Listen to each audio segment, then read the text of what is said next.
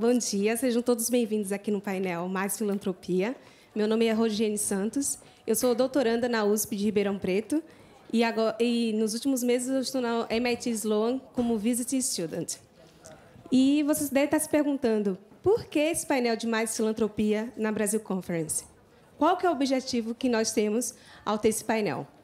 O principal motivo que nós temos ao propor esse painel é expandir e fazer a gente discutir um pouco mais acerca da importância da filantropia. Quando se pensa em filantropia, algumas pessoas podem pensar: eu tenho que doar meu dinheiro, parte de minha fortuna, para alguém que eu não conheço, que eu não tenho nenhuma conexão. Realmente, se você pensar dessa forma, talvez não faça muito sentido. Mas se você pensar, se nós pensássemos que, por meio da filantropia, nós não estamos só transferindo renda, dando dinheiro, nós estamos financiando sonhos. E são os sonhos que movem as pessoas, nos mantêm vivos, né? Então, esses sonhos movem o nosso país, e é por isso que nós estamos aqui hoje, para discutir um pouco mais sobre a importância da filantropia para termos um país mais justo e mais equitativo. Obrigada. Eu queria lembrar também que as perguntas para os panelistas vai ser feita pelo Slido. Vocês podem acessar no browser de vocês sli.do e entrar na sala do painel Mais Filantropia e mandar as perguntas por lá. O Cláudio Haddad vai fazer algumas perguntas que forem feitas por vocês. Então, eu gostaria de apresentar quem está aqui hoje para discutir esse tema tão importante. Primeiro, o senhor Eli Horn, fundador da Cirela e o primeiro brasileiro a assinar a Giving Pledge, por meio do qual ele se comprometeu a doar 60% da fortuna dele para causas sociais. A Célia Cruz, diretora executiva do ICE, Instituto de Cidadania Empresarial, onde ela promove investimentos e negócios de impacto social. A Marina Pfeffer, cofundadora da Zest Impact e da Generation Pledge, onde ela vem trabalhando para melhorar a quantidade e a qualidade da filantropia. E o Cláudio Haddad, fundador do INSPER e membro do conselho de diversas organizações da sociedade civil. Obrigada, e acho que a gente pode começar.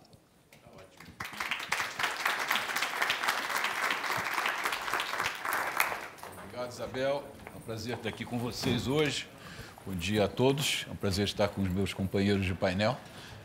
Então, bom dia. E talvez começar fazendo algumas considerações sobre o estado da filantropia no Brasil. Quer dizer, pessoalmente, eu tenho me envolvido, nesses últimos anos, assim como todos aqui na mesa, até um pouco mais do que eu acho que a coisa tem andado, tem caminhado, tem progredido no Brasil, mas ainda estamos longe de termos uma cultura efetiva de filantropia.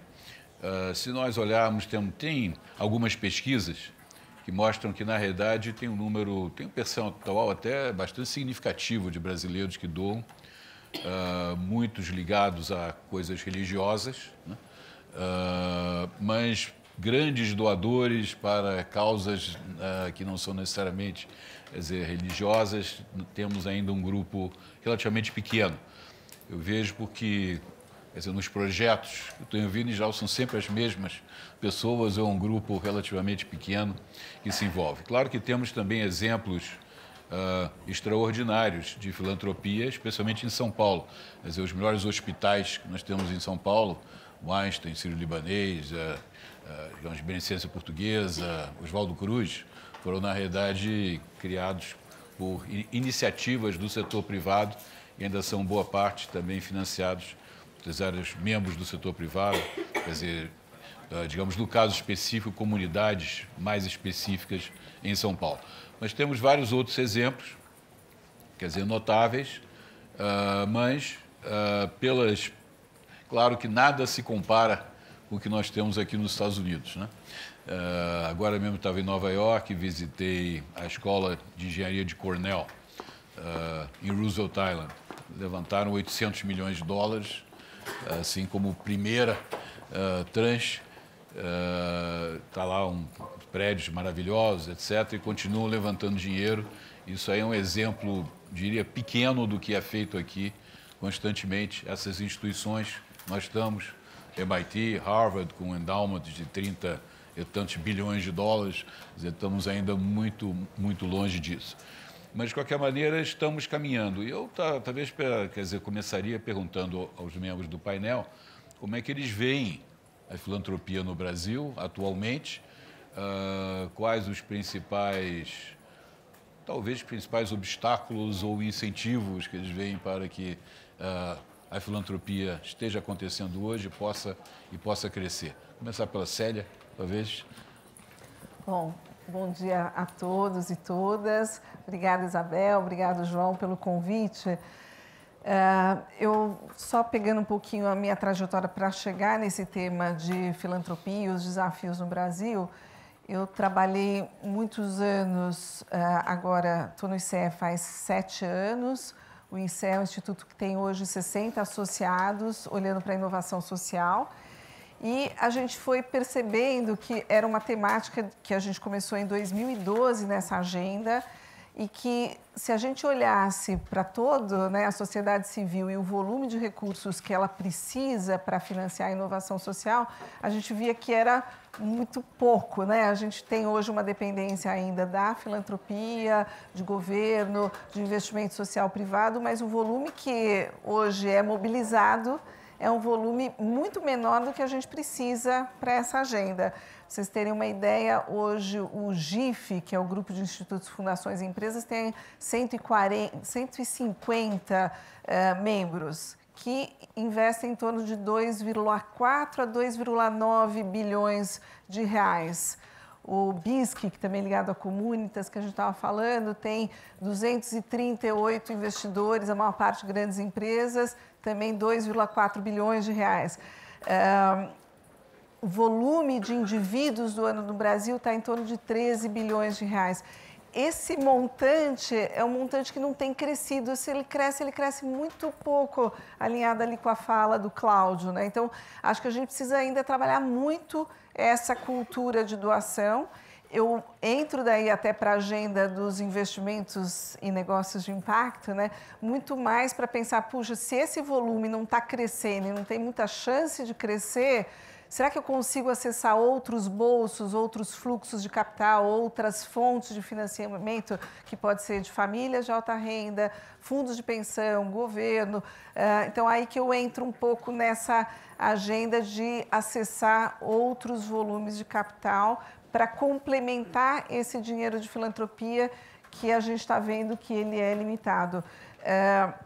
Eu até chego nessa agenda com 9 anos de Ashoka, trabalhei, então, na verdade, tenho 20 anos de trabalhando aí o fortalecimento da sociedade civil. Não sei nem se o Cláudio sabe, mas a minha primeira, eu falo que sempre teve voluntariado na minha trajetória, mas eu fui fazer uma parte, eu venho de escola pública, o Luciano Huck não está aqui, mas eu estudei escola pública e depois, pelo mestrado da GV, fui estudar no Canadá e lá a gente era obrigada a fazer o trabalho voluntário. Imagino que aqui também, nessa cultura muito de fazer trabalho voluntário, fui trabalhar como captadora de recursos da Ópera de Toronto e daí me conectei com esse mundo. Daí fui trabalhar na GV, fazendo captação de recursos para a GV e montando o primeiro curso de gestão de ONGs. Acho que daí eu vou trabalhar na Ashoka, que é uma organização internacional com empreendedores sociais. Primeiro a Ashoka Brasil, a Ashoka Global e depois Canadá. E aí, quando eu estou na Ashoka Global, 2.000 fellows em 80 países, eu vi que o desafio da captação de recursos não era uma questão só do Brasil. Era um desafio no mundo.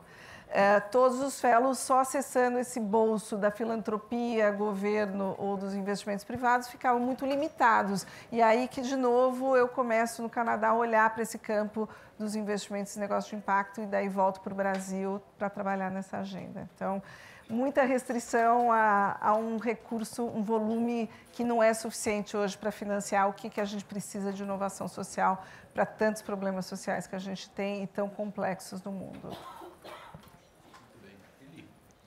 As suas considerações. Eu queria complementar o que a Isabel falou. A gente não transfere fortuna, a gente ganha fortuna. Porque na hora que você dá dinheiro, você faz bem para a pessoa que recebe, faz bem para você que dá e faz bem para você no outro mundo, que é o mundo da eternidade. Mundo da eternidade. Então, você no fim acaba ganhando, não perdendo. Então, é só questão de ver o ponto de vista. No Brasil, o PIB social está em 0,2. Nós estamos tendo uma ONG que vai tentar fazer ele duplicar para 0,4, conscientizando as pessoas a fazer o bem. Acho que na hora que Deus existe, as pessoas conscientizam que Deus existe, nós temos a obrigação de fazer o bem. Não estou dizendo que quem não acredita em Deus não faz o bem também, mas quem acredita pode fazer mais bem.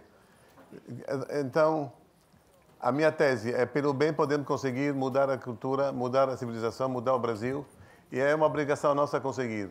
Se a gente não conseguir, nós somos covardes. E a covardia acho que não deve ser nosso vocabulário. Se a gente quer, vai conseguir, e nós vamos conseguir com certeza. Acho que em 10 anos vamos duplicar o bem social. Bem. Marina, como você vê a coisa e como que a gente pode melhorar, fazer mais, quer dizer, ter mais filantropia, ter mais impacto efetivo no Brasil? Obrigada. Obrigada pelo convite de estar aqui. É uma honra, com gente que já está há tanto tempo nessa trajetória. Eu queria explicar minha visão de impacto. Impacto como um portfólio, filantropia sendo uma peça do quebra-cabeça, mas as nossas atitudes também como uma parte do portfólio, investimento financeiro, os nossos ativos empresariais e trazer um pouco para a natureza da filantropia. A filantropia, ela é um tipo de capital que ela nos dá a chance de ter liberdade, porque ela não tem que ter o compromisso com retorno financeiro, como investimento de impacto, ou então o compromisso de se reeleger, como às vezes recursos públicos. Então, a filantropia dá a chance da gente sonhar grande, sonhar de verdade com ambição. E, historicamente, o que eu vejo é que a filantropia foi muito feita pelo coração e acabou por desperdiçar muito do potencial de transformação que ela poderia ter. Ou então ela entrou num braço de mitigação dos esforços empresariais, como uma pílula do alívio. Mas não é dessa filantropia que eu estou falando e não é dessa filantropia que ganhou para mim um patamar de peça essencial no desenho de mundo que a gente quer ver. Nos últimos 10 anos eu venho trabalhando com impacto e se tem uma coisa que eu aprendi e que aí entra para responder a parte de como fazer com mais impacto, é que a filantropia ela precisa de técnica, ela precisa de rigor e ela precisa de metodologia. Então a gente precisa se responder algumas perguntas sobre valor, sobre visão de mundo, sobre o nosso posicionamento e sobre a nossa tática. A gente precisa ter muita clareza de em direção ao que a gente está indo, em direção contrária ao que a gente está indo. Então, para mim, né, quais são alguns valores e algumas premissas que orientam a filantropia? Maximização de resultados. Uma abordagem também baseada em dados e baseada em evidências. Ou quando isso não for possível, que pelo menos a gente tenha um racional muito claro para defender uma certa posição, para que a gente faça de uma forma menos intuitiva. E também imparcialidade, no sentido de não tomar as nossas próprias preferências pessoais e os nossos vieses como certo, e se colocar realmente numa posição genuína de interesse por descobrir como fazer mais e melhor. E referente a posicionamento, uma das principais escolhas que, como filântropos, eu vejo que a gente precisa fazer e que também é uma das escolhas mais difíceis é qual é a área que a gente vai atuar. E isso é fundamental e isso demanda metodologia. E depois de metodologia tem a tática ainda. E para a tática, eu vejo que tem dois tipos de cálculo que são fundamentais. Um para quando a gente está olhando para atuações no presente, que é o valor de custo-benefício. E quando a gente está olhando para uma filantropia orientada para futuro, fazer o cálculo de valor esperado. Então, filantropia no presente, situações de desenvolvimento global, situações de saúde internacional, redução de pobreza, extrema pobreza, como o Luciano Huck tanto puxou agora nessa primeira fala dele, e questões de futuro, questões como a implementação de inteligência artificial. Então, a gente precisa se amparar de metodologias e táticas para conseguir olhar para a filantropia, mensurar, avaliar, se posicionar e ter uma visão muito clara. E depois, se tiver a chance, eu conto um caso para trazer para mais perto também. Ótimo. Quer dizer, aqui você está trazendo talvez um enfoque, quer dizer, interessante, separando um pouco o que eu chamaria de pura caridade de filantropia. Na caridade, digamos, a pessoa está morrendo de fome, passa na rua, você dá um dinheiro e acabou essa história. Aqui você está falando de algo sistemático, quer dizer, com um método, objetivos, etc., que deveria seguir. Antes de passar para a Célia, que está muito envolvida também nessa parte de impacto, eu queria perguntar ao Eli, quer dizer, primeiro, como que ele iniciou essa trajetória de filantropia e qual o enfoque que ele leva para os projetos, para as atividades e as iniciativas que ele efetivamente patrocina. Meu mentor foi meu pai, que quando morreu deixou 100% para caridade. O que é caridade? Não é dar só para esmola, para alguém comer, é fazer o mundo melhor. A minha filantropia, a minha fortuna, que a única que sobra é aquela que você dá, não aquela que você deixa na terra, está primeiro em trazer Deus à terra. Acredito em Deus e que sem Deus o mundo não tem começo, não tem fim. Então Deus é a base de tudo, em função disso eu faço o bem. Começou com isso. Eu sou um pouco businessman. Eu dou e quero em troca. Como eu tenho certeza que tem eternidade, todo o dinheiro que eu vou dar, eu vou receber em troca um dia lá em cima. Isso é importante. Pode ser um pouco infantil, pode ser pueril, pode ser egoísta, mas funciona. Eu prometi 60%, que é muito dinheiro. Eu não sou mão aberta. Dou porque eu tenho certeza que vai ter uma volta. Ponto. É um fato, não é feio falar. Ponto 2. E como é que você escolhe para onde você vai dar? Então, ponto 2. Na hora que você faz o bem, você tem um prazer em que a pessoa receba o bem. Um prazer que eu tive enorme na minha vida quando eu salvei uma criança de 2 anos para fazer uma operação nos Estados Unidos. O prazer que isso me deu me fez eu flutuar. Como que eu escolho o bem? Escolho o bem, em primeiro lugar, então, trazer Deus à Terra. Nós temos muitas pessoas em muitas universidades dando mensagem de Deus na Terra. Eu não sou papa, não sou padre, não sou rabino, repito, sou uma pessoa normal. Ponto 2, escolhemos tivemos uma ONG, a Liberta, que ataca a prostituição infantil no Brasil. Temos 500 mil meninas menores abusadas, violentadas, escravizadas. Então, isso faz com que a gente comece a lutar e vai fazer uma luta por 10 anos pelo menos. Ponto 2, temos uma ONG social bem maior, que faz com que vamos conscientizar o brasileiro a doar o dobro daquilo que ele dá hoje, entre outras coisas. E estamos fazendo uma terceira ONG grande, que é fazer um think tank brasileiro do bem. Ou seja, vamos aglutinar pessoas do bem, que vão pensar o bem e vamos tentar que o país pratique essas ideias do bem.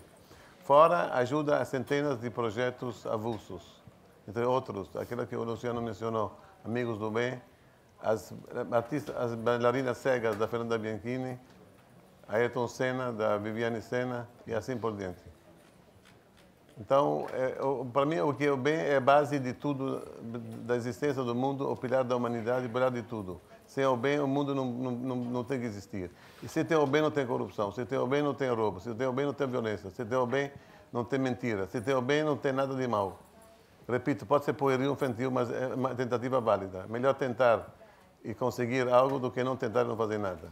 Ou seja, você não tem nenhum setor específico, ou, quer dizer, você, digamos, pode ver o bem, digamos, em várias atividades, em setores diferentes. Eu tenho mais que 100% que eu ajudo, diferentes. mais que 100%. Então, para mim, o que conta é o bem. O bem, M maiúsculo. Tá certo. É o bem. Perfeito. Muito bem. Célia, você que é super envolvida em investimento de impacto, como é que o investimento de impacto se casa com a atividade filantrófica? Como é que você vê isso se desenvolvendo, quer dizer, no Brasil? Eu acho que eu vou primeiro só trazer o conceito para todo mundo estar na mesma página. Quem é que já ouviu falar de investimento de impacto?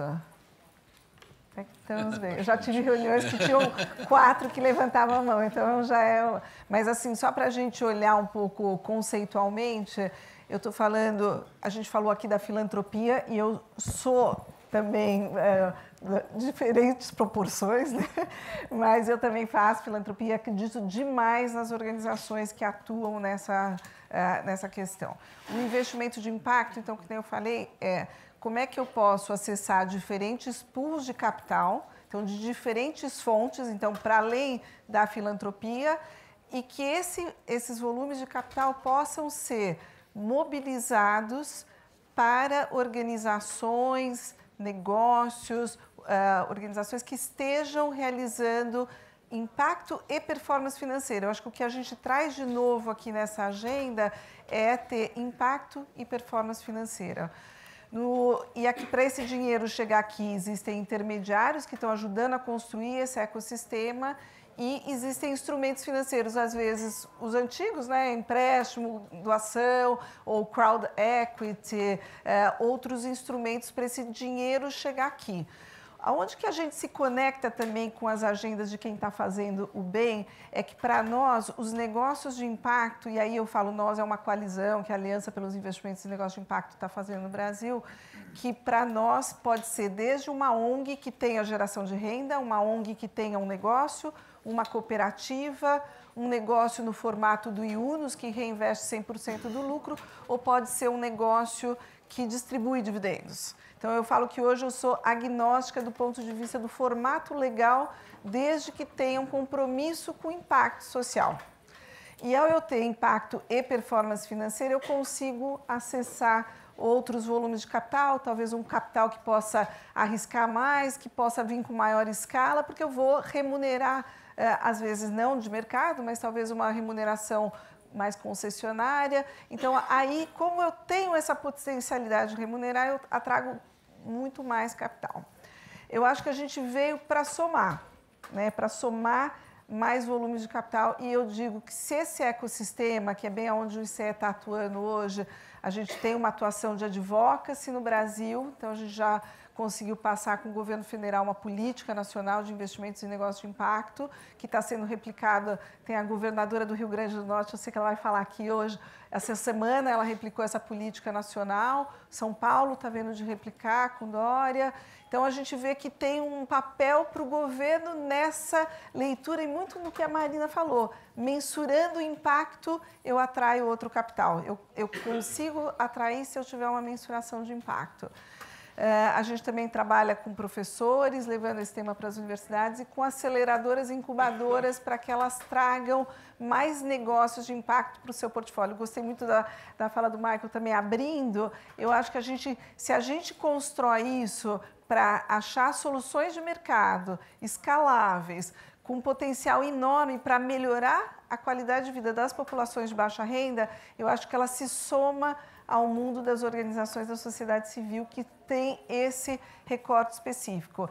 E aqui eu começo a ver muitos empreendedores nessa geração de vocês, mas na minha também, que nascem já com essa leitura. Se eu tiver impacto e performance financeira, eu potencialmente, minhas soluções poderão acessar mais volumes de capital. E a minha tese é que, se isso aqui se construir, eu não vou competir com o dinheiro da filantropia de maneira alguma. Eu vou trazer, né, outros bolsos do capital potencialmente privado para esse recorte de resolver soluções para a população de baixa renda ter as mesmas oportunidades que nós. Acho que porque a gente está aqui nessa sala, vocês escolheram estar nessa sala, é porque a gente acredita que a gente pode trazer um capital para resolver, achar soluções para problemas tão sistêmicos, em especial para a população de baixa renda.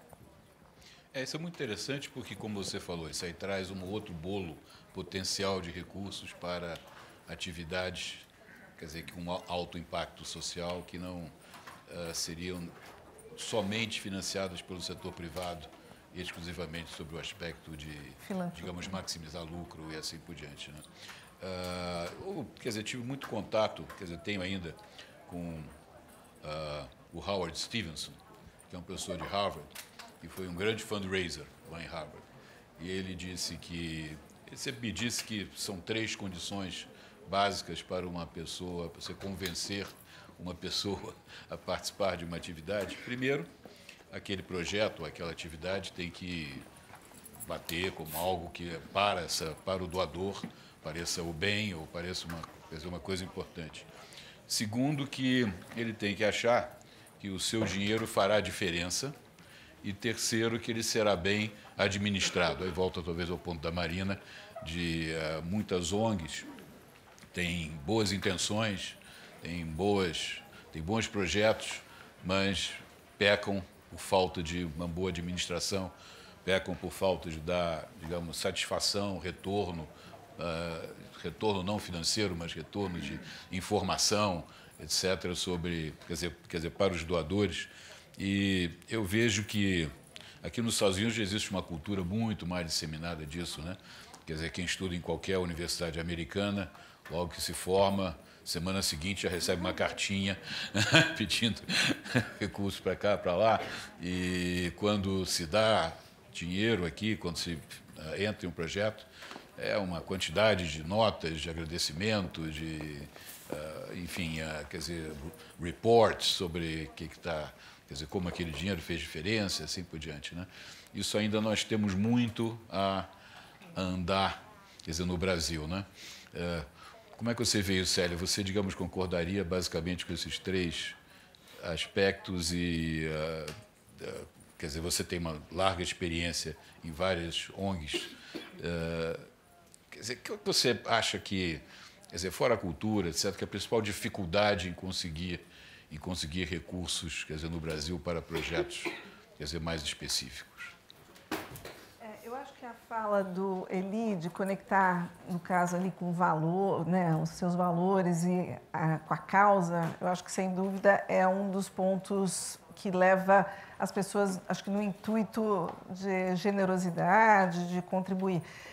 Eu venho trabalhando muito com o fortalecimento dessa sociedade civil organizada para ter projetos muito claros, com mensuração, com retorno. Eu já fiz também muito captação, eu fiquei muitos anos fazendo captação, me levou a ser muito cuidadosa em conectar com a causa que esse doador está querendo trazer.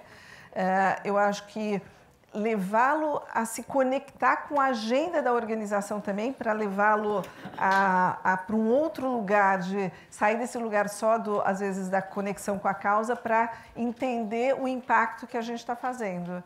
E eu acho que, para mim, então, por isso que mensuração de impacto hoje é uma grande agenda. Eu sei que Harvard está fazendo um super trabalho enorme aqui, até apoiado pelo Sir Ronald Cohen, tentando fazer da mesma forma que no mercado financeiro hoje você olha para performance financeira e risco, ele fala o século XXI vai ter que olhar também para impacto.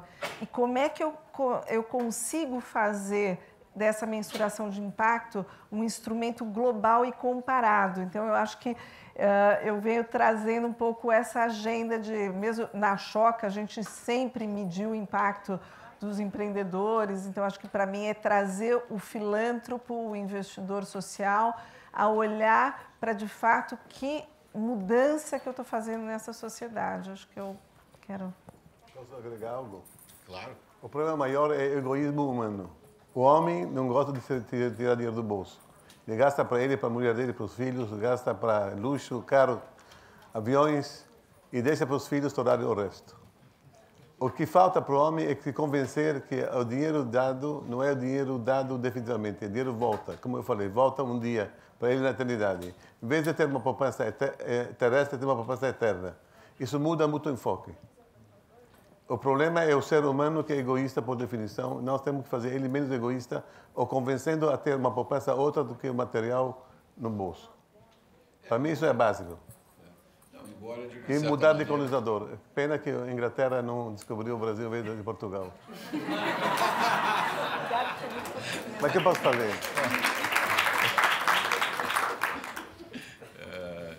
Quer dizer, de uma certa maneira, você pode também montar um raciocínio que, egoisticamente, quer dizer, melhorar a humanidade também volta em benefícios para quem está, digamos, fazendo a causa. Então, também você pode até usar o argumento contrário, quer dizer, do egoísmo, desde que ele esteja fazendo algo que vá criar um benefício que terá efeitos diversos, quer dizer, benéficos, quer dizer, de volta para ele e sua família. Portanto, faça o bem, não importa o porquê. Exatamente. A, B, C, D, tanto faz como tanto fez. Faça o bem e vá em frente e não pense de novo. Exatamente. Quer dizer, Quer dizer, no INSPE a gente se envolve em captações de recursos, em outros projetos, né?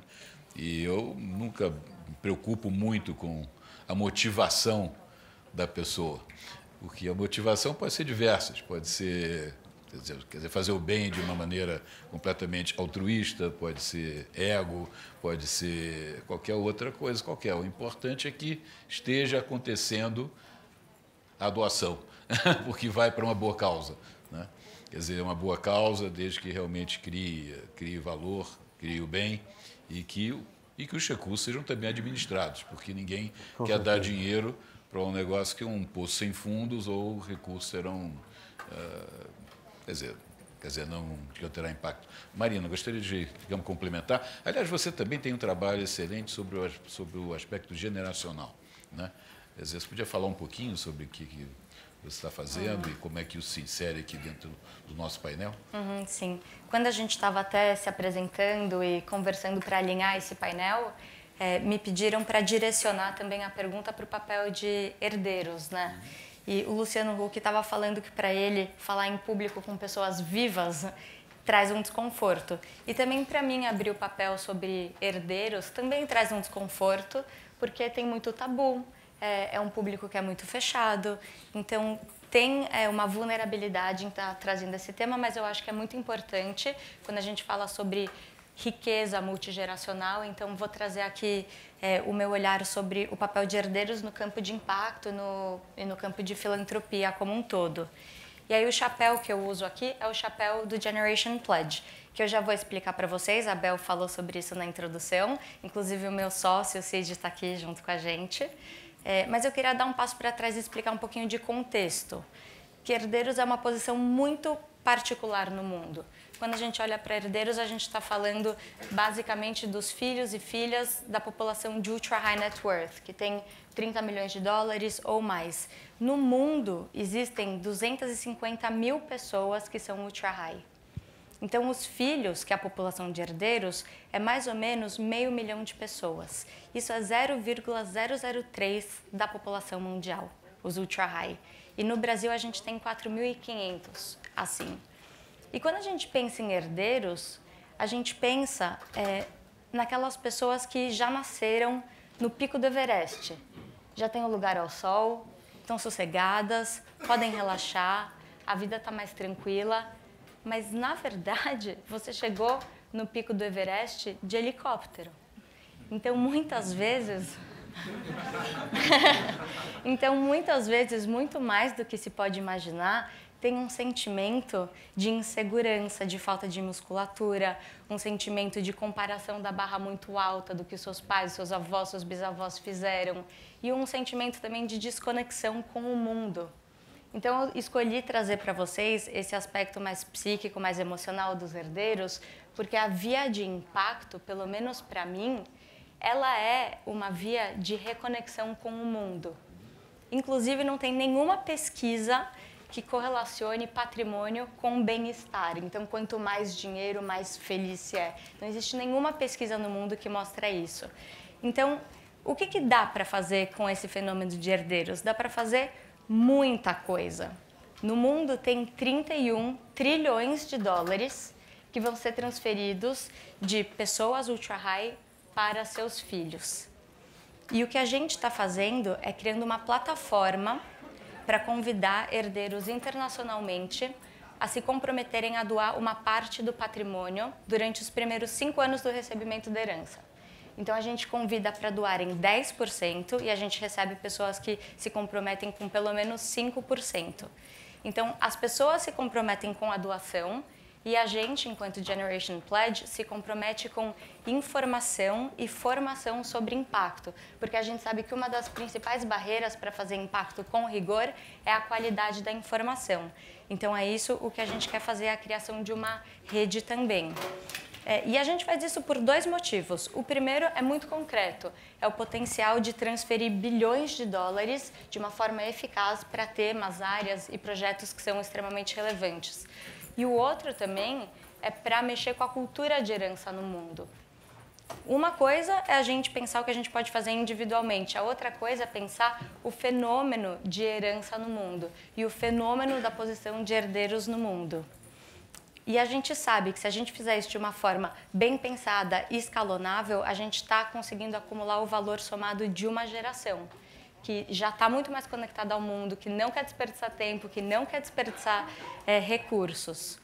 E fazer impacto com rigor, a gente sabe que é extremamente difícil, mas com tanta informação no mundo hoje, a gente já consegue prever e calcular o risco da nossa inatividade, ou então o risco da pouca atividade, ou e pior ainda, o risco da nossa atividade mal feita.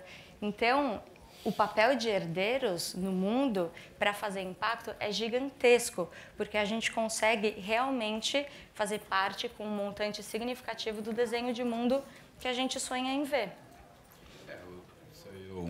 Esse é um ótimo ponto. Eu acho que, na realidade, exemplo é tudo. Como ele falou, o pai, quer dizer, foi um grande doador, doou toda a fortuna, isso certamente influenciou o Eli, e certamente a sua atividade vai influenciar seus filhos também, talvez para seguir também nessa mesma trajetória. 60%, meus filhos e a família, em vez de ir em contra, foram a favor. Papai, faça isso em vida.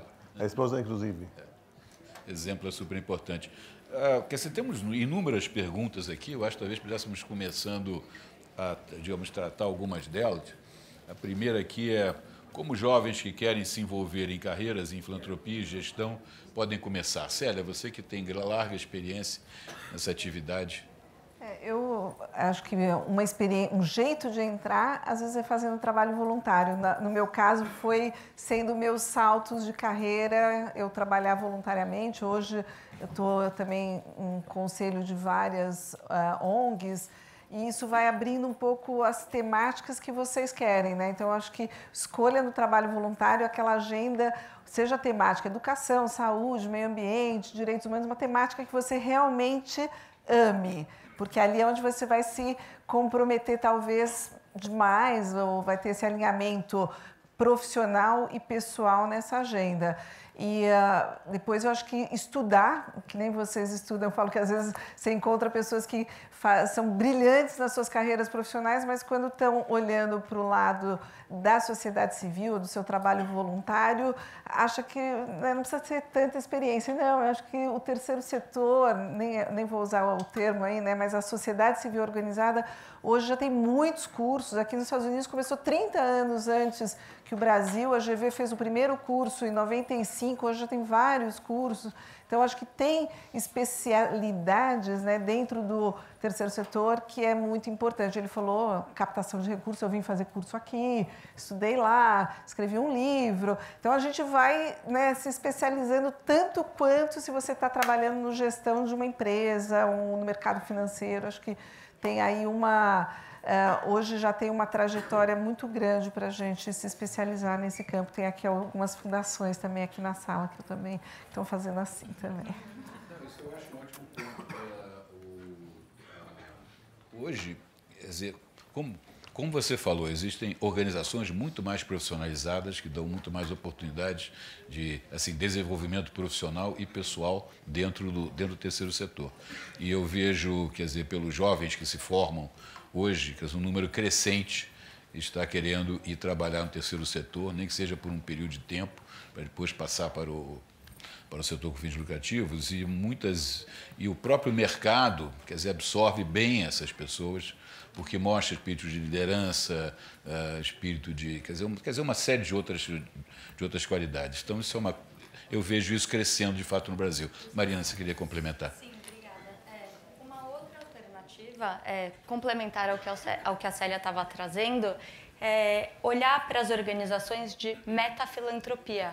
Então, aquelas que estão olhando para o campo como um todo, porque normalmente o que acontece é você se expõe a alguma situação, conhece alguém que faz um trabalho, você se apaixona loucamente, vai trabalhar como voluntário ou então dá dinheiro e você fica colado por muitos anos naquela iniciativa porque calhou dela ser a primeira que você conheceu, ou então alguém falou muito bem. Mas o que eu acho que é muito interessante é, quando você é jovem e está começando a tua trajetória, é de conseguir desenvolver um olhar do todo. Então, essas organizações que fazem pesquisa, que conseguem entender qual que é o campo de impacto e o campo de filantropia, dão a chance das pessoas constituírem uma visão e depois escolher aonde que elas, com o perfil delas, com o talento delas, com o recurso financeiro, conseguem agregar mais valor a partir de quem é.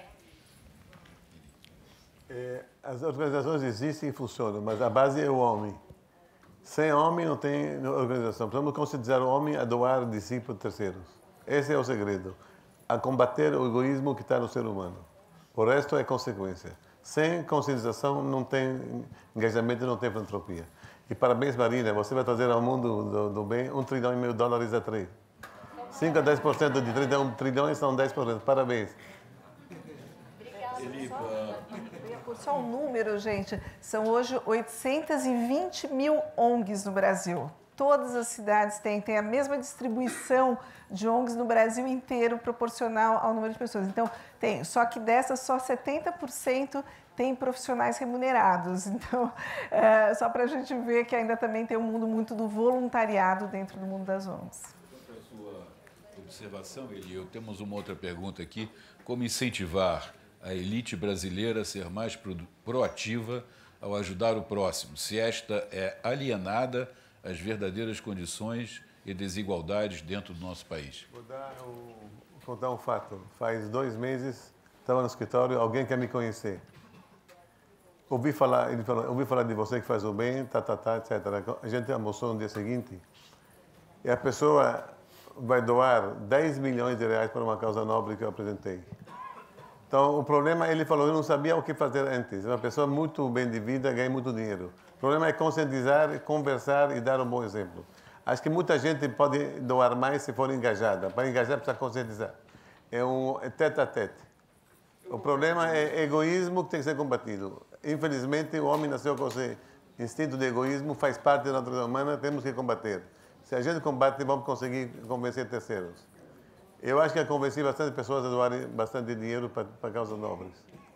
Eu acho que um percentual cada vez maior das nossas elites está se conscientizando que, quer dizer, não se deve só se depender, digamos, do governo para resolver os problemas, e que os problemas são muitos, inúmeros, e que há muitas causas interessantes. Então, eu vejo, quer dizer, como, digamos, falamos ao início, que esse movimento está crescendo no Brasil. Ainda temos muito a desenvolver, mas que está aumentando, está.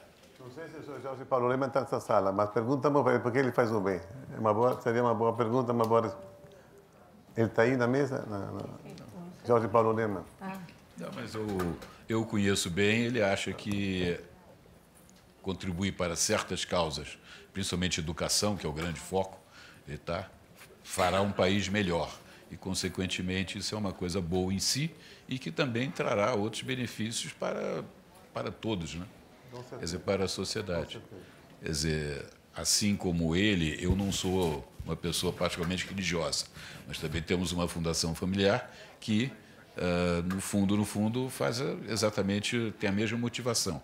Quer dizer, ao contribuir para causas que identificamos como sendo boas, isso fará uma sociedade melhor, um país melhor, que é um objetivo, diria, um objetivo nobre e importante, né?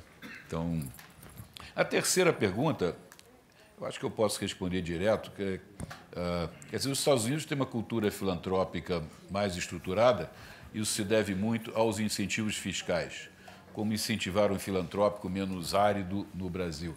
Eu acho que essa parte fiscal é muito exagerada. Quer dizer, o imposto de renda americano começou em 1913.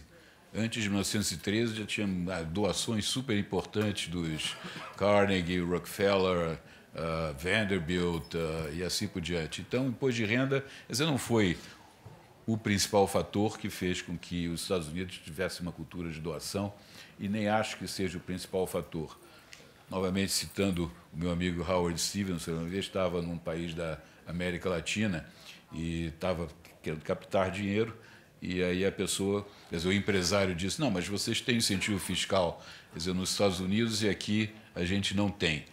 Ele perguntou, qual é a taxa marginal de imposto de renda que você paga aqui? Ele falou, 35%. Tá bom, então faz o seguinte, quer dizer, doe apenas 65% do que você pretendia doar. E aí resolve a questão. Ou seja, imposto de renda, eu acho que tem um efeito marginal, mas não acho que seja algo realmente, digamos, decisivo para a pessoa doar ou não? Quer dizer, não sei se alguém quer complementar com alguma outra coisa. Eu acho que regulação ajuda. Eu também sempre achei que era um dos últimos itens na captação. Mas a questão, agora no Brasil saiu uma legislação favorável a criar fundos patrimoniais, então aí é um ponto positivo, mas o ponto negativo, a gente tem o ITCMD, que é um imposto de 4% sobre as doações. Isso é um absurdo. Você fala para qualquer americano que o Brasil... Teve uma pesquisa que a gente está até apoiando, a GV e o GIF fazendo, eles olharam para 75 países. Só 3 países taxam doação: Brasil, Croácia e Coreia do Sul. É um absurdo, né? Mas isso é uma coisa que a gente precisa derrubar, porque eu não acho que é por conta de incentivo, mas um desincentivo também aí é um pouco demais. Numa palestra no Bradesco e no BTG, faz 1 mês e 2 meses, eu incentivei a plateia a fazer uma contribuição. Cada pessoa física ou jurídica, doa 1% do seu lucro para a obra de caridade a ser gerido por ele.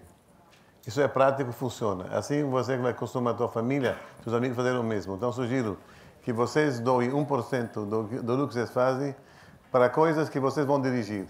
E assim vocês vão melhorar o mundo. Funciona. Um diretor do Bradesco decidiu dar 10% naquele dia. Já se pagou. Você é uma pessoa inspiradora, Eli. Eu tento.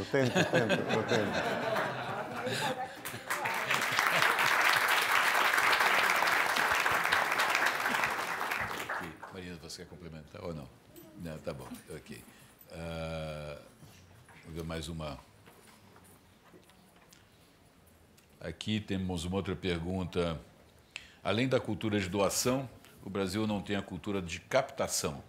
As universidades, OSCs não sabem captar. Como fortalecer a profissionalização do setor? Quem quer começar? Célia?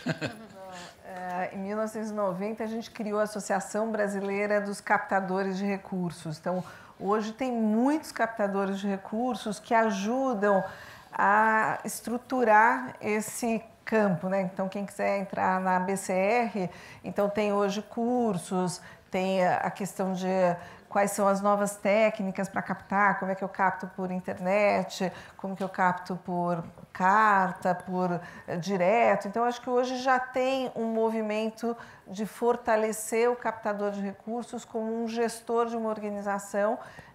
Eu sei que o INSPER já tem também uma pessoa. Eu acho que é um pouco isso. Como é que você entende que, né, que nem você gerir uma boa organização, que vai ter, por exemplo, um bom professor, um bom educador, alguém para atividades recreativas ou na saúde, o captador de recursos ele faz parte um pouco desse custo operacional para buscar recursos, para dar os indicadores, para fazer os relatórios. Então, acho que tem hoje uma carreira dentro das organizações da sociedade civil para a captação de recursos também.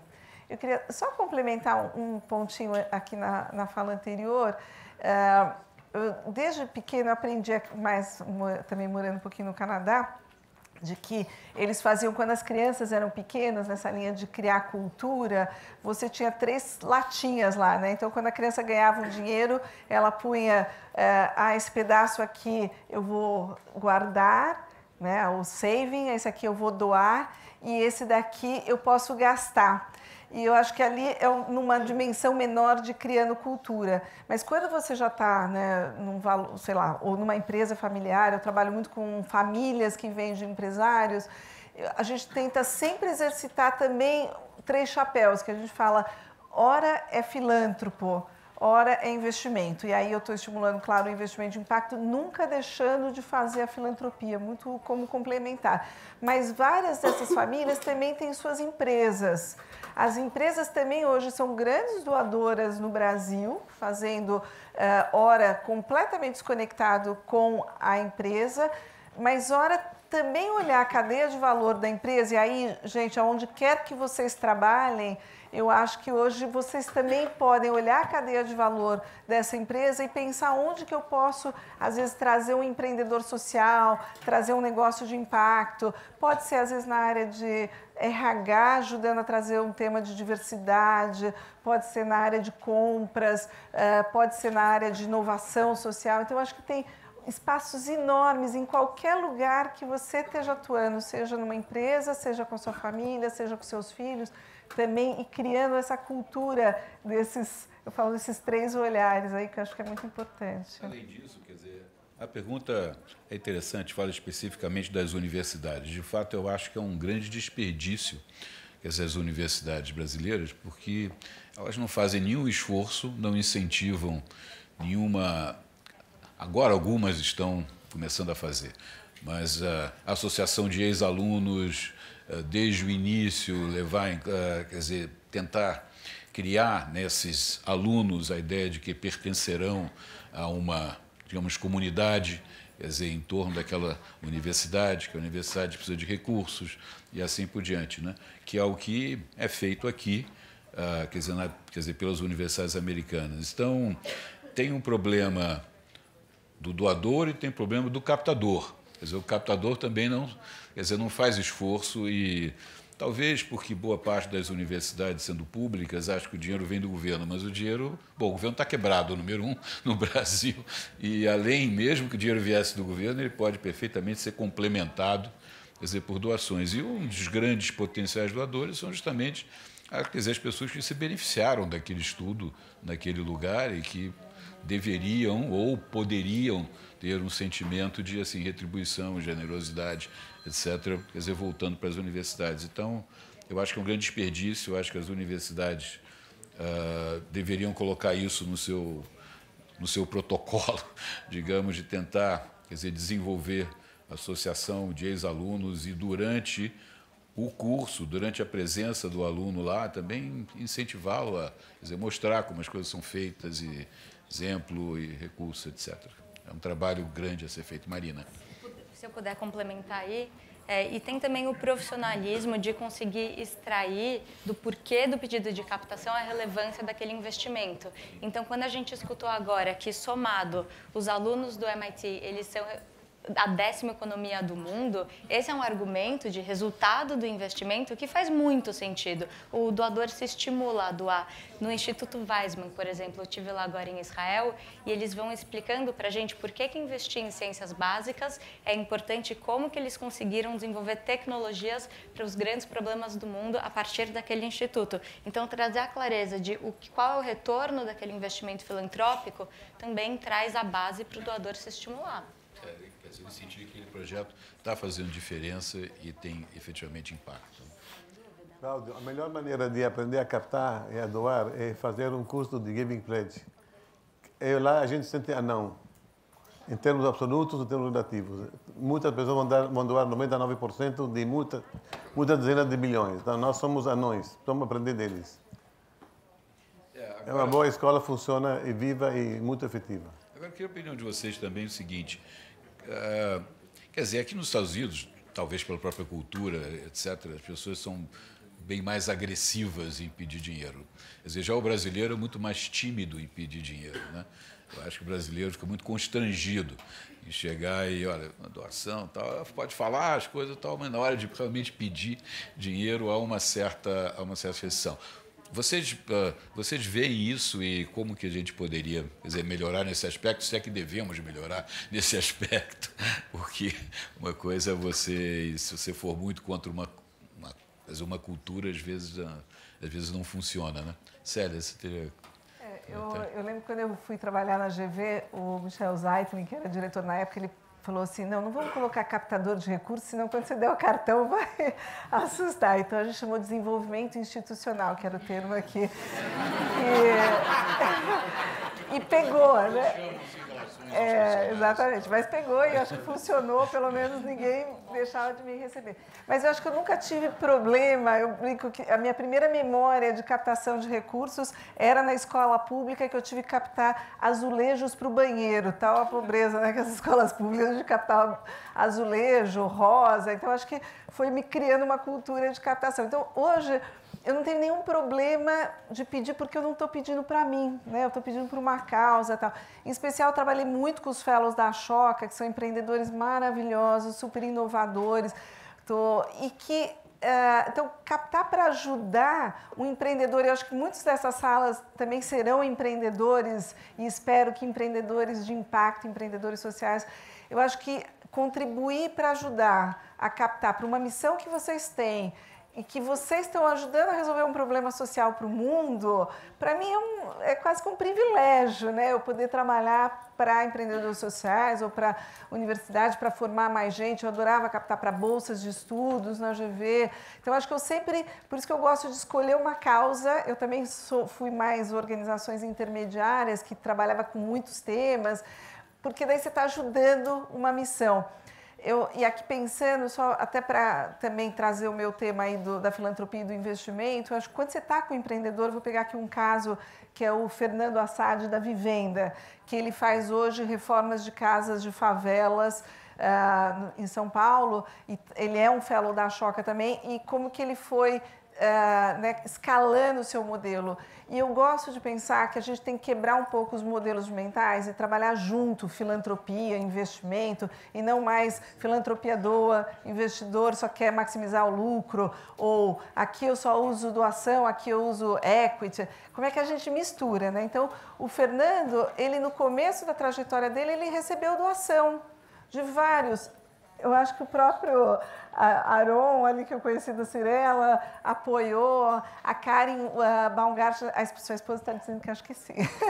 Mas eu acho que teve muita doação. Eu sei que o Aron foi muito envolvido ali, não só de doar dinheiro, mas doar sabedoria, doar, ali eu lembro que a Intercement doou cimento, outro doa o pessoal da Vida City, os aparelhos, como fala, né, selador e tal. Então, eu acho que teve muita doação no início. Daí ele vai crescendo e ele fez o primeiro crowd equity, que captou 750 mil reais, desculpa, de 4 mil pessoas. Essa hora eu entrei também com meus 5 mil reais. Mas aí foi uma super novidade no Brasil de começar a fazer crowd equity. Então, ele acessou já com instrumento financeiro diferente. Daí, agora, ele captou uma debenture, o Itaú lançou essa debenture, 16 famílias entraram, ele captou 5 milhões de reais, e ele vai poder, com isso, fazer 8 mil casas. E esse valor vai, né, quem entende mais de debenture, vê que esse valor vai poder multiplicar. Então, olha que bacana, né? Um empreendedor que conseguiu acessar ora filantropia, ora investimento. Eu acho que a gente está numa fase que a gente precisa quebrar muros, né? Ainda mais falando aqui dos Estados Unidos, mas eu acho que a gente precisa pensar em quebrar esses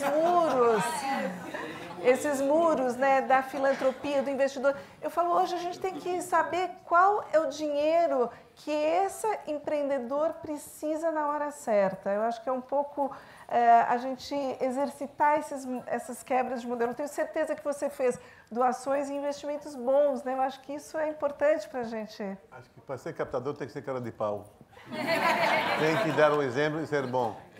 A melhor captadora para mim no Brasil é a Alcione Albanese, da Amigos do Bem, onde ela sustenta 60 mil pessoas no sertão do Nordeste.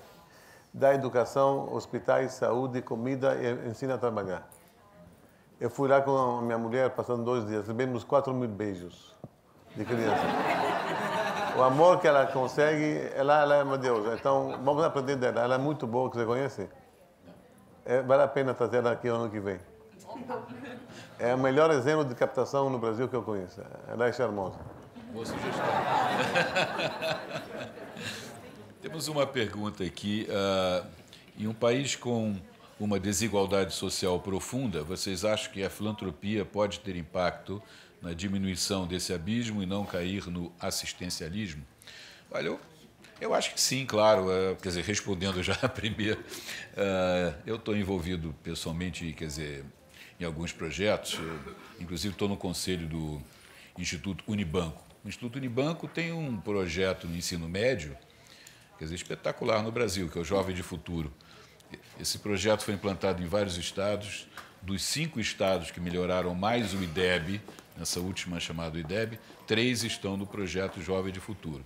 Ou seja, quer dizer, se nós temos algo que está efetivamente melhorando a educação no ensino médio, o impacto, inclusive medido pelo Ricardo Paz de Barros, que é um grande economista que mede essas coisas de maneira bastante rigorosa, quer dizer, isso aí realmente melhora a formação educacional, cria mais capital humano, faz com que o país cresça e também contribui para reduzir a desigualdade. Assim como tem vários outros exemplos de outros projetos, quer dizer, que eu vejo. Agora, claro que o Brasil é um país enorme, é um país de 200 e poucos milhões de habitantes.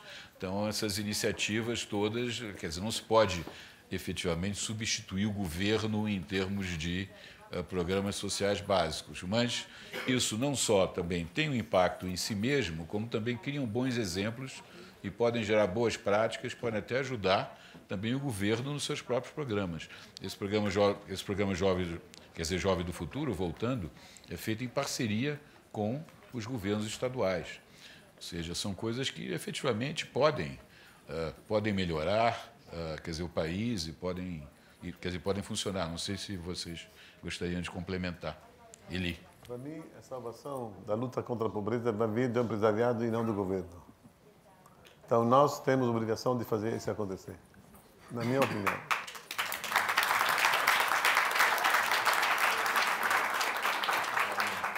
Concordo plenamente com o que ele falou.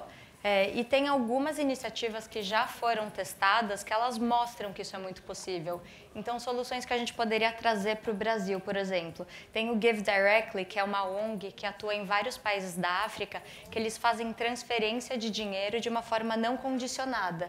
E esse capital filantrópico, comprovadamente, já fez com que pessoas em massa saíssem de situação de extrema pobreza e pobreza. Essa é uma solução que a gente consegue aplicar no Brasil. Inserção de pessoas que estão fora do mercado de trabalho, em idade ativa e fora do mercado de uma forma inadequada, né? Tem 27 milhões de pessoas no Brasil nessa situação. Recurso filantrópico é extremamente hábil para endereçar esse problema. Pesquisa também, para estudar as maneiras mais eficazes de fazer a redução de pobreza e a redução, consequentemente, de desigualdade. Ou então, advocacy. A filantropia ela é uma peça que ela tem muita flexibilidade para apoiar, inclusive, governo a atuar de uma forma eficaz. O Vetor Brasil está aqui, faz um trabalho muito efetivo, direto, de ponta, nesse sentido. Como captar dinheiro? Na Liberta, a gente gastou em 2017 e 2018 80 milhões de dólares de mídia, da qual pagamos 2%. O resto foi coação gentil com a mídia. Então, ninguém consegue falar não. Então, há diversas maneiras de você seduzir e conseguir convencer as pessoas de direito. Acho que quem quer, consegue. A palavra não existe. Célia, quer complementar alguma coisa? Não. Tá. Vi aqui uma... Bom, temos 5 minutos a mais para terminar pessoalmente, quer dizer, pontualmente, o painel. Pessoalmente. Pegar uma... quer dizer, talvez, porque quer dizer, tem várias outras perguntas que parte delas já foram meio respondidas aqui nas nossas falas. Gostaria de saber se, talvez, pegar esses 5 minutos, se quer dizer, os membros do painel têm algo para complementar, para, digamos, concluir? Eu sou menos teórico, sou menos formal, eu sou mais do coração e mais do raciocínio. Precisamos fazer acontecer. O importante é começar. Vamos errar, mas vamos fazer. Caminante não é caminho, o caminho se hace al andar. Se a gente não começa hoje, amanhã não vai existir. Então, eu vou repetir minha sugestão, que a plateia doe 1% dos lucros, quem não doa, para a obra de caridade que eles vão gerir. Só eles vão saber. Isso vai ser um bom exemplo, vai ser um bom ânimo e vai ser bom para todo mundo. Sério. Bom, eu vou trazer um olhar que, diferente de chegar no helicóptero lá no Everest, eu fiz o trekking, então andando, né? Então eu acho que a gente tem que e construindo essa trajetória com muito cuidado no Brasil, pensando sempre como é que eu vou trazendo avaliação para esse item, como é que eu olho para experiências já bem-sucedidas. E eu estou aqui, eu sempre acho, né, filantropia e investimento de impacto são complementares. Eu acho que olhem também para esse campo que está começando. Construir esse ecossistema de investimento em negócio de impacto, ele pode trazer um volume de capital, de risco, de escala. A gente precisa pensar que os problemas sociais, eles têm uma escala enorme, e eu acho que o espaço ali, até que a Marina falou, de que a sociedade civil é aquele lugar onde a gente pilota, inova, para poder depois influenciar a política pública. Eu acho que a gente tem hoje mais um adepto, que é esse campo do investimento de negócio de impactos, para poder acessar um volume muito maior de capital, para que essas soluções de mercado de fato, ou essas soluções criadas pela sociedade civil, essas inovações, elas de fato atinjam uma população muito maior, para que tenham a mesma oportunidade que nós um dia para estarem sentados aqui nessa sala, ou a gente vê o dobro daqueles jovens embaixadores maravilhosos na sala, podendo ter essas mesmas oportunidades que a gente está tendo aqui. Eu acho que concordo com ele. Doem, também sou dessa missão de fazer a filantropia aumentar no Brasil, mas olhem para o seu outro bolso, que deve ser bem maior, e invistam com impacto.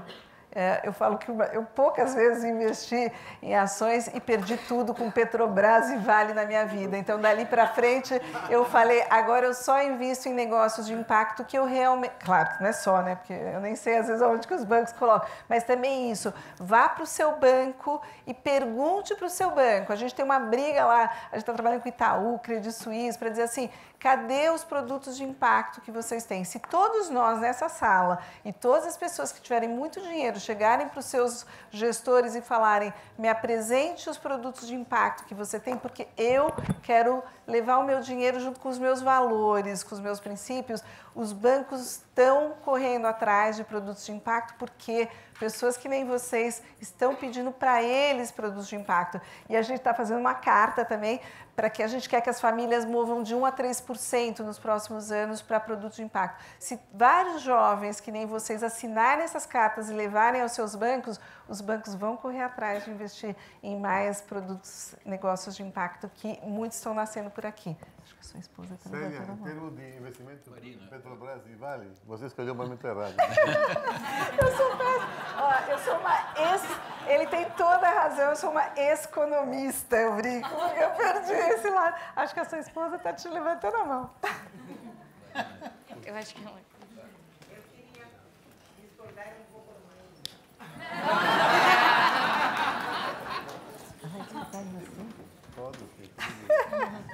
Eu sou chilena, por isso eu sou aqui, moro 42 anos no Brasil, casada com ele. E tem um ponto que sempre me chamou muito a atenção. Brasil, um país de mais de 100 milhões de habitantes, tem, por ano, com a imensidão do Brasil, cataratas, o Nordeste maravilhoso, praias, tem 7 milhões de turistas ano, que é um desequilíbrio total se você pensa que México tem 12, 13 milhões de turistas. Então, quando eles falam empresariado tem que fazer acontecer, concordo. Mas o governo tem que derribar tabus. Eu acho que abrir cassinos no Brasil dá fonte de trabalho, turismo, desenvolve gente que trabalha em narcotráfico, em coisas terríveis, vão ter uma fonte de trabalho. Pega Monte Carlo, Mônaco, não tem roubo lá, é maravilhoso e vive de cassino. Então, tem que ser uma parceria, governo e empresariado. Muito bem. Marina. Muito bem. Marina, comentários finais. Você já falou, agora é a vez da Marina. Vamos lá. Vamos lá.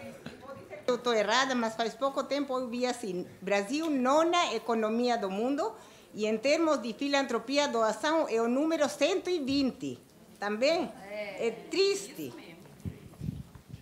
Comentários finais.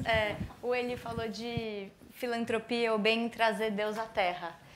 Para mim, trazer Deus à Terra tem a ver com pensar numa versão de mundo que esteja mais avançada e mais evoluída do que a gente está vivendo hoje.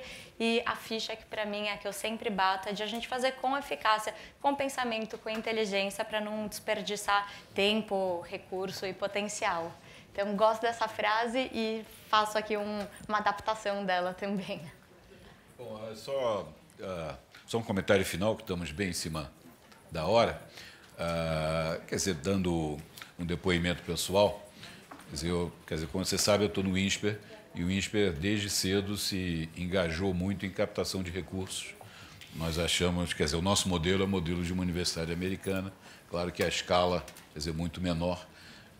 O nosso projeto de engenharia, por exemplo, está sendo todo financiado por doações, foram 140 milhões de reais levantados, temos um fundo de bolsas que permite que todo aluno com mérito possa estudar no INSPER, independente de renda, e, quer dizer, para o qual captamos todo ano 6, 7 milhões, quer dizer, de reais. Então, são coisas que mostram que a coisa pode funcionar no Brasil, desde que, eu diria, aquelas 3 condições estejam satisfeitas, que o projeto realmente, a atividade, ou que seja, toque uma corda especial, digamos, no doador, que ele acha aquilo importante, que ele ache que os seus recursos farão diferença e que a coisa será bem administrada. Então, essas 3 condições eu acho que fazem com que coisas possam acontecer, e eu vejo isso acontecendo e crescendo no Brasil, melhorando muito ao longo do tempo. A escala ainda é pequena, mas a tendência é extremamente positiva. Então, com essa palavra otimista, eu encerro o painel e peço uma salva de palmas para os 3 participantes.